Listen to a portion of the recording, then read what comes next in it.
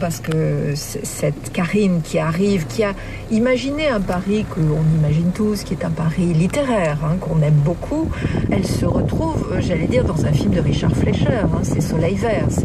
C'est assez angoissant et c'est effectivement un avenir qu'on sent bien approcher de nous.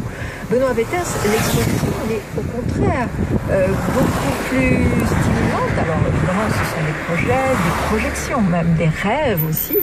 Mais on se dit, mais pourquoi pas? Ça peut marcher. Alors l'album, on a un gros coup de blues, et aussi après on va à l'exposition et on se dit, bon, finalement, il y a de l'espoir. Dans l'album, il y a quand même beaucoup d'imaginaire, beaucoup de rêves, beaucoup de désirs surtout. Je pense que c'est rassurant de se dire qu'au milieu du 22e siècle, puisque c'est le moment où se déroule notre histoire, le désir de Paris est toujours là, même s'il est un peu déformé. Mais il est vrai que bloqué dans une fausse histoire du futur, parce qu'au fond, on aurait l'impression à ce moment-là que la vie est achevée, qu'elle est complète et que tout ce qu'on pourrait y faire ne pourrait que la dégrader.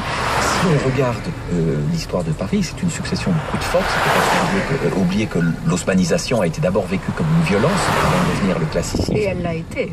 Ça a été une violence énorme. Surtout pour les quartiers populaires. Ça a peut-être protégé Paris d'atteintes plus graves au XXe siècle.